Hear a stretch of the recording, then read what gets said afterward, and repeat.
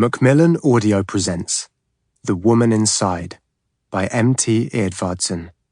Narrated for you by Nathalie Buscombe, Josh Dillon and Sofia Engstrand. Author's Note. Hi, this is M.T. Edvardsson. 5 years ago, we had a very tragic local case just a few miles from where I live, when the police were called to a house as the man who lived there, a reputable scientist at our local university, didn't show up for a meeting at his workplace. The police entered the house and found the whole family dead, the man, his wife, and their 2 daughters. It was later stated that the parents had chosen to kill their children because the daughters were supposedly ill from some kind of suspicious virus. Some people didn't believe this, but rather suggested that the father was a despot who killed his whole family. In Sweden, there is a term used both by the police and the press, family tragedy, which is supposed to describe a case where there is no external perpetrator outside the family. It is a term which has been under a lot of criticism when used in context of describing a murder of such a nature. In almost all cases, it's a man who kills his wife and/or children. This is why I call the novel a family tragedy in Swedish. My story, whilst inspired by the case, does not include any children, and there are no other similarities to the real murder case, other than what I've just described. The point of mentioning that it was inspired by this real-life crime? You better be the judge of that. First patrol on the scene. I, Officer Larsen, and Officer Hemström respond to the home in Lund after the man who lives there fails to report to work. The large brick house is set back from the road, and a Tesla is parked in the driveway.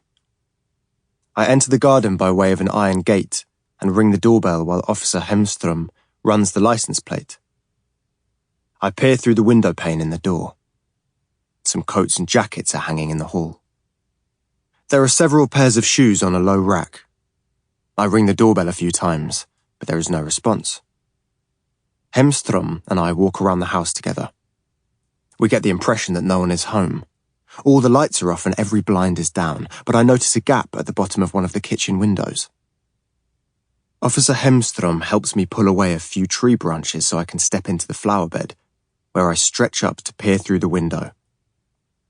When I shine my torch inside, I see a tidy kitchen.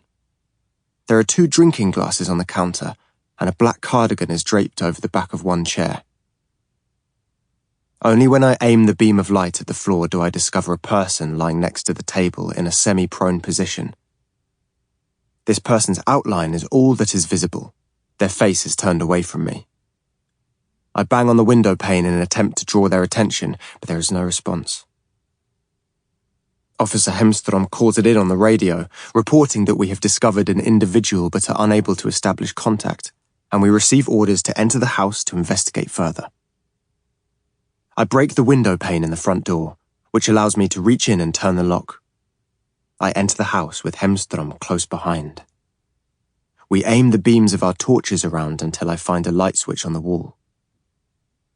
We continue straight ahead, through the hall and into the kitchen, and as we go we call out, alerting any occupants that we are police officers. On the floor in front of us lies a motionless woman. While Officer Hemström provides light, I examine her and quickly determine that the woman is deceased. We make a joint decision to search the rest of the house. Officer Hemström checks the living room while I open the doors of bathrooms and wardrobes. Nothing significant is found. We take the stairs in the hall to the 2nd floor. I sweep the beam of my torch through the 2nd floor and find 3 closed doors. Officer Hemström investigates the bathroom while I approach the 1st bedroom. The door is a few centimeters ajar, and I nudge it open with my foot as I aim the torch into the room. The blinds are down, and all lights are off. Against the wall is a bed with a headboard. On the bed is another dead body. In service, Ludwig Larsen. Karla. The house is enormous.